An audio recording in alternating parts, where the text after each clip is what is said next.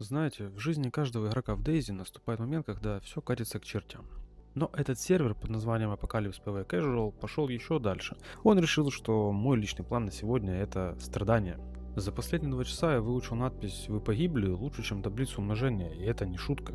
10 отправок на берег, 10 попыток просто существовать. И вот я снова вылупился в лесу. Без карты, без еды. Ориентируясь чисто по интуиции и запаху безнадёги, пришлось очень долго бежать через лес, в надежде увидеть цивилизацию. И я не ошибся. Город прямо там, рукой подать. Но есть нюанс. Мой персонаж хочет есть, пить, припасов ноль, а в городе меня ждут такие же голодные зомби. В такой ситуации любой нормальный человек принял бы единственное верное решение.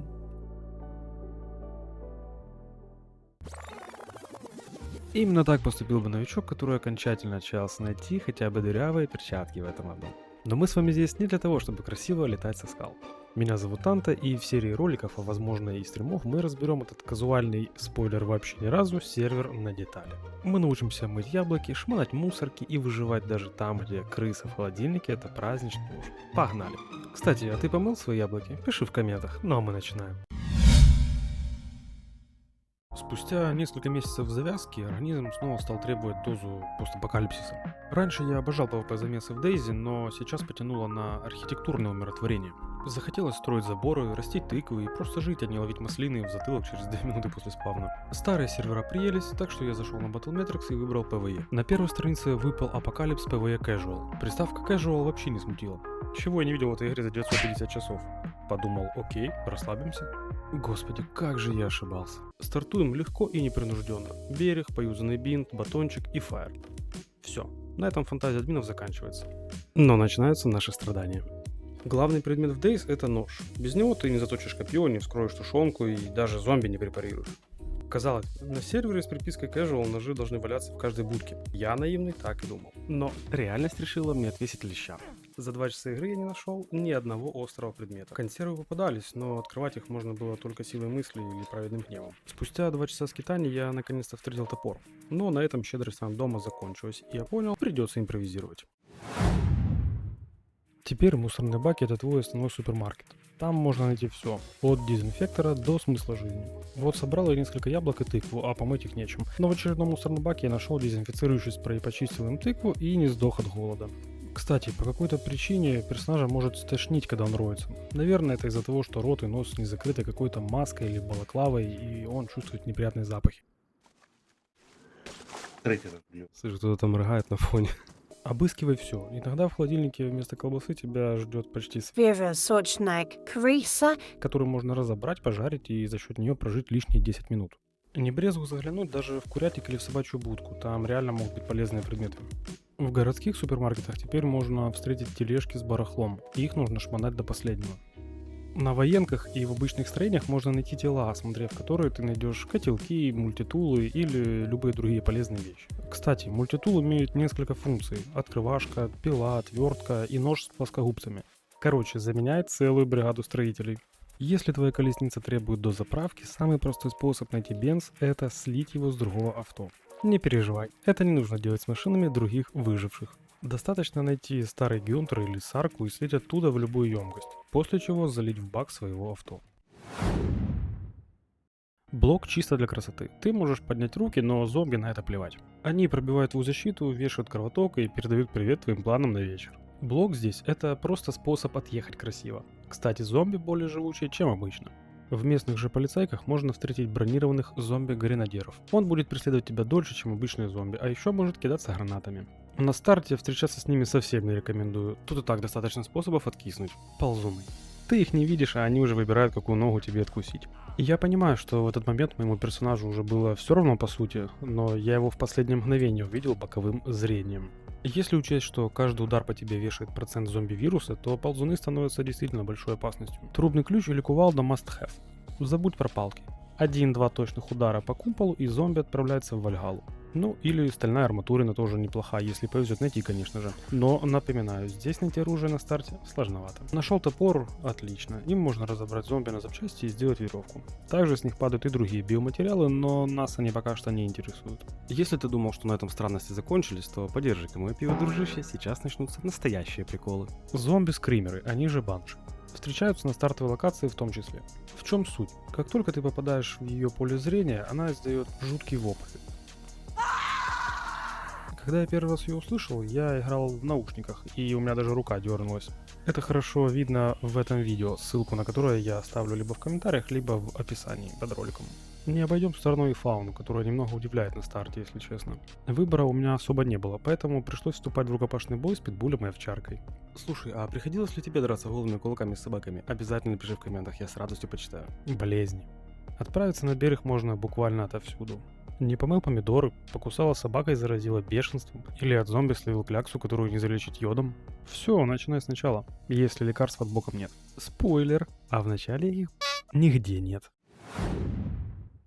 Нашел яблоко или гриб в лесу? Помой его из бутылки с водой или обработай спреем. Иначе твой поход может закончиться очень быстро. Вся еда, которая падает на землю или растет на ней, грязная. Чтобы поесть, нужно реально трясти деревья. Груши и яблоки падают, но не спеши радоваться.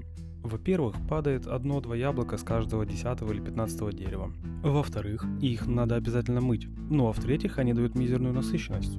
1 или 2 яблока – это чисто, чтобы пробежать еще пару минут. В шкафах лежат книги.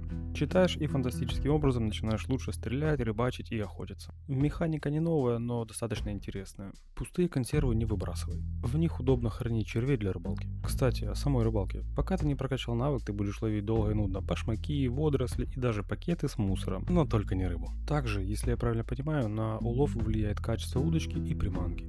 Колодка с водой может сломаться, но ее можно починить руками, даже если ты ничего не знаешь о сантехнике. Просто зажимаешь кнопку действия и персонаж сам все сделает. Ну, примерно с 10-й попытки. А если у тебя завалялся трубный ключ, с его помощью починка пройдет намного эффективнее. Если ты думал, что крафт здесь это собрать печку из камней, то забудь. Когда я зашел в Discord сервера в раздел рецептов, у меня дернулся глаз. А какой именно глаз, пиши в комментах, будет интересно почитать. И если ты понимаешь, о чем я. Там не просто список, там целая энциклопедия выживания, больше похоже на учебник по квантовой физике. Крафт на этом сервере это полноценный симулятор кожевника и инженера-самоучки. Захотел кожаную куртку? Удачи. Сначала найди медведя, убеди его поделиться шкурой, раздобудь садовую известь и стань скорняком. А главное, не забудь втащить лут перед покраской, иначе твои вещи просто аннигилируются. Тут даже черную шляпу крафтят с помощью таблеток активированного угля. Но мой фаворит – это крафт бочки для воды. Тебе нужен трубный ключ, брезент, арматура и стальная выдержка. Бочка на 200 литров, а вода в ней копится так медленно, что ты успеешь состариться, пока она наполнится хотя бы на несколько процентов. Зато ты сможешь сделать самодельный арбалет и термочехлы на глушители из мешковины. Выглядит как бомж-стайл, но работает как швейцарские часы. Если ты решил, что пора сесть, готовься к стройке. Это тебе не одни лидей с его палками и камнями. Здесь можно построить даже настоящий погреб на 250 слотов, но для этого придется залутать полкарты, включая листы металла и целую пачку гвоздей. Мечтаешь об автосервисе? Пожалуйста, крафти стеллаж для запчастей из пилы по металлу и 10 коробок запчастей. Есть даже циркулярная пила, Карл. А если ты совсем эстет, можешь скрафтить стол и стулья, чтобы красиво сидеть и смотреть, как твой персонаж медленно отъезжает от голода. Это не песочница, где ты за вечер строишь замок. Это проект на неделе. Но когда ты наконец поставишь эту долгожданную дверь, ты почувствуешь себя королем этого апокалипсиса. По правде говоря, мне кажется, сюда немножко не вписывается периодичность вайпов. Ты можешь просто не успеть пощупать столько контента, если у тебя есть работа, личная жизнь или свободное время для периодических вылазок в реальный мир. Комьюнити, наверное, как и на любом сервере. Половина всегда придет на помощь и советом и делом. Однако есть и противники помощи новичкам. Мотивируют это тем, что так теряется интерес к игре. И в этом есть доля правды, но когда ты откисаешь от простых ударов зомби, потому что накопился вирус в организме, а вылечить его нечем, это немного отбивает интерес на примерно 10 или 15 круге. Медикаменты даже не купить на трейде, только у игроков, а денег толком нет, но и до самого трейда надо тоже добежать еще. А как и куда бежать, если нет карты и припасов? То есть логика в этом есть, но если ты новичок, то готовься к тому, что в твоем кресле будет огромная прожженная дыра. Хотя был один случай, когда на сервере было более 30 игроков и никто не отозвался подбросить с берега до трейда. Мне пришлось ловить от кисуры недалеко от трейд-зоны из-за зомби-вируса. Мой товарищ нес мои вещи на берег, а я бежал практически наугад ему навстречу, чудом подбирая остатки еды в домах и собирая яблоки. Я поинтересовался, но молчание в чате мне подсказало, что придется топать самостоятельно. Поймите, я не жалуюсь, это все ценный опыт, я просто показываю, как может случиться. В конце концов, мой друг меня встретил, я забрал свои вещи, но что случилось с Димоном? Теперь уже откис он. И теперь мне пришлось сортировать хабары и идти ему навстречу. И поверьте, это замкнутый круг, который разорвать непросто. Потому что так или иначе ты ловишь удары от зомби, и в какой-то момент ты понимаешь, что придется возвращаться сюда с нуля. И это хорошо, что у меня есть напарник. Соло играть здесь еще сложнее. Отдельная благодарность игрокам. Их ники вы видите на экране. Так, Сончик, Димон, что я без тебя делал бы? Это мой напарник и верный союзник. Он всегда готов грудью отбить нападение или броситься на врага, мотивируя тем, что сейчас я их выманю, а ты загасишь. И черт подери, это работает.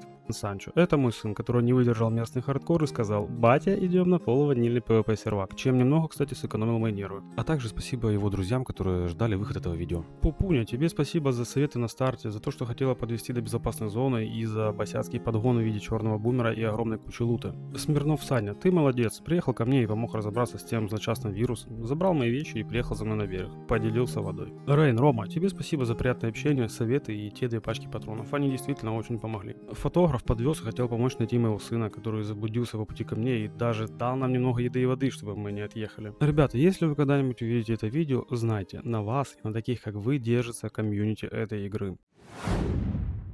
Ну что, какой вердикт по Apocalypse PvE Casual? Если коротко, название этого сервера — это самый успешный троллинг в истории Days. Слово Casual здесь стоит только для того, чтобы заманить вас в этот цифровой ад, где даже яблоко — это потенциальная биологическая опасность. Да, новичку тут будет больно. Первые несколько часов ты будешь изучать берег, как будто впервые зашел в эту игру. Тебя будут унижать зомби-гренадеры, питбули, ползуны, болезни и отсутствие провизии с острыми предметами.